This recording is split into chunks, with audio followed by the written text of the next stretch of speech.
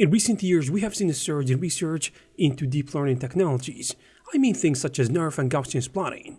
But this doesn't mean that things like photogrammetry wasn't good enough. In fact, it is still being used extensively today. What NeRF and Gaussian Splatting offered was a solution to certain use cases, where traditional photogrammetry kind of fell short. However, as time went on, we started to notice something interesting. Research and development around Gaussian Splatting continued to accelerate, while NeRF kind of seemed to take a step back in some areas. So what exactly happened? So why did Gaussian Splatting keep rising while NeRF seemingly faded into the background? In today's video, we're gonna take a closer look at how these technologies evolved and what happened to NeRF. And the big question, is it actually dead? First, you have to know that NeRF didn't appear overnight. It was the accumulation of several major research fields, gradually converging, I would say, over 2 decades. You see, during the 2000s and 2010s, computer vision researchers became extremely good at reconstructing camera positions using techniques like structure for motion, or SMF, while photogrammetry software such as reality capture, Agisoft Metashape, and CoMap pushed image-based 3D reconstruction further than ever before. At the same time, computer graphics researchers continued improving volume rendering, which is a technique originally developed for scientific visualization. Then it was used to simulate how light travels through a 3D volume, rather than bouncing off polygon surfaces. At the same time, deep learning was revolutionizing image recognition and generation, which led researchers to ask a simple but ambitious question. Instead of explicitly reconstructing geometry with millions of triangles and textured meshes, could a neural network simply learn the entire appearance of a real-world scene, I mean directly from photographs?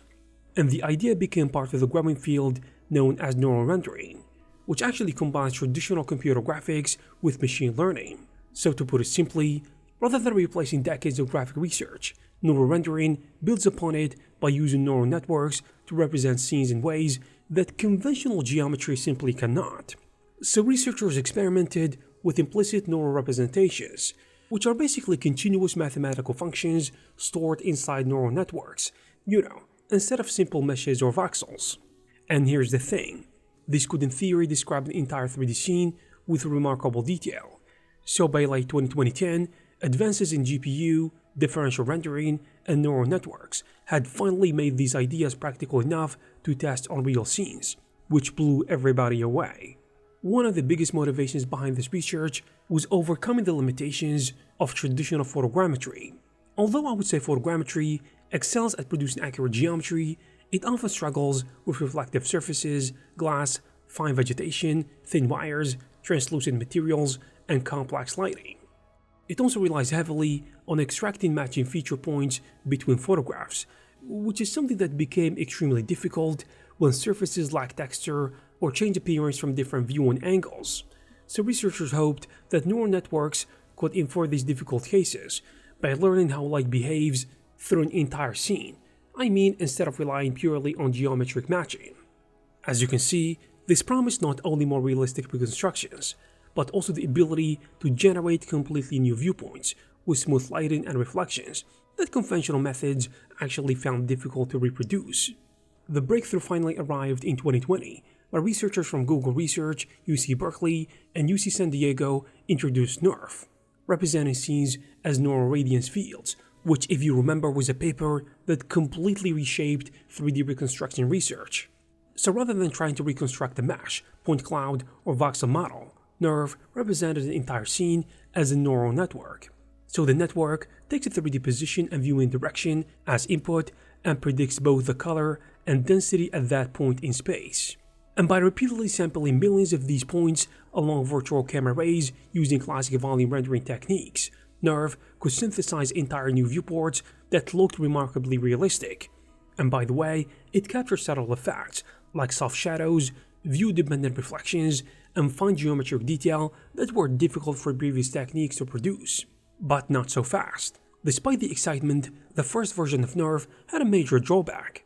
It was incredibly slow. You see, training a single scene often required many hours, sometimes more than a day, on high-end GPUs, and rendering new images was far from real time because every pixel required hundreds of neural network evaluations. As you can imagine, this made it impractical for games or different interactive applications, but the image quality was so far ahead of previous view synthesis models, which made researchers immediately begin racing to improve it. So as you can imagine, within months, dozens of follow-up papers appeared, introducing faster training, better handling of large outdoor environments, dynamic scenes, relighting, anti-aliasing, and eventually real-time rendering. But here's the interesting thing. The explosion in research ultimately led to technologies, in nature I would say similar to NeRF, but later it led to something really important, which is 3D Gaussian splatting. The rise of Gaussian splatting was one of the fastest shifts in computer graphics. I mean, one of the biggest ones we've ever seen. So in August of 2023, researchers from NVIDIA introduced the paper 3D Gaussian splatting for real-time radiance field rendering, building on many of the ideas pioneered by NeRF, but they did something interesting. They replaced its low neural representation with an explicit cloud of millions of tiny 3D Gaussians, and each Gaussian stores information such as its position, size, orientation, opacity, and color, allowing modern GPUs to render scenes directly, instead of repeatedly querying a neural network. And the result, as you can imagine, was astonishing. Scenes that previously required hours of training and were rendered at only a few frames per second, I mean with NeRF, could now be trained much faster and rendered in real time, while preserving an impressive level of photorealism. So it immediately became clear that this wasn't just a NeRF variant, it was a completely new way of representing reality. And the timing could not have been better.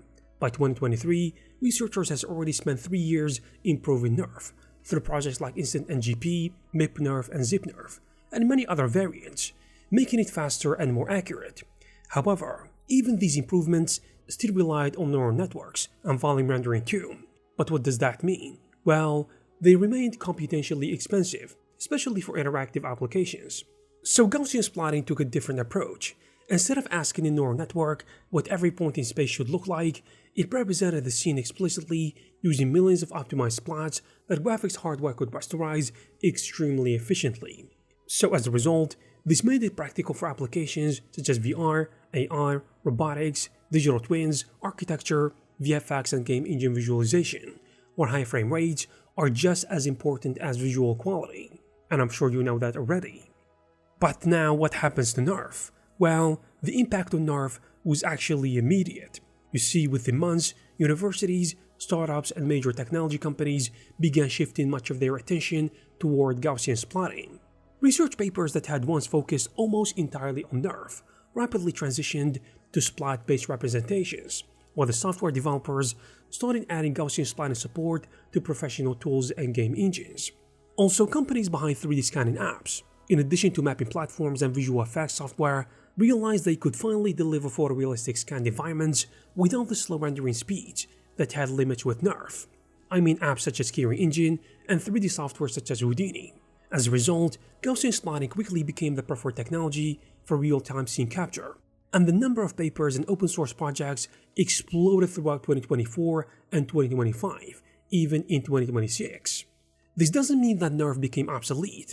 In fact, researchers increasingly view the two technologies as complementary rather than competing, meaning NeRF still has some unique strengths.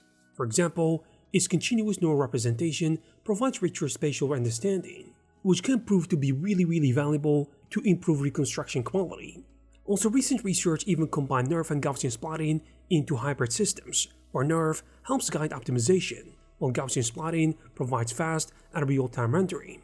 So in other words, Gaussian splatting stands on the shoulders of NeRF, because NeRF proved that neural scene representation could revolutionize 3D reconstruction, while Gaussian splatting transformed those ideas into a production-ready technology, which we can use nowadays in different 3D software and game engines to create interactive projects and digital media content for games and movies. So do we still need NeRF now? The short answer is yes, but not the same way we did in 2020. You see, Gaussian splatting has become the preferred solution for real-time scene rendering because it is much faster to train and render, as we said before, while delivering compatible or even better visual quality in some cases. And recent comparisons consistently show that Gaussian splatting actually outperforms NeRF in computational efficiency, and it is now the dominant choice for interactive applications in fields such as VR, robotics, digital twins, real-time visualization, and even VFX work. Even 3D software such as Houdini, Octane, Blender, and Unreal Engine, they are continuously improving the compatibility of Gaussian splatting with different 3D workflows. But they did not do this with NeRF. I mean, we also rigged Gaussian splats in Houdini 2022 keynote. So just think about it. In a matter of less than 3 years since the paper was released, we've got faster previews, better compression, relighting, rigging, etc. However, NeRF is far from obsolete, because researchers found that NeRF's continuous neural representation actually provides several advantages that Gaussian splatting does not naturally offer. I mean, it includes better spatial continuity, richer scene understanding, and useful priors that help optimize reconstruction, rather than replacing NeRF entirely. And many of the latest research projects combine the strength of both techniques. So people have a choice now, because these hybrid approaches use NeRF to guide or refine Gaussian splatting, producing higher quality reconstruction, and I would say more stable optimization than Gaussian splatting can do, I mean alone.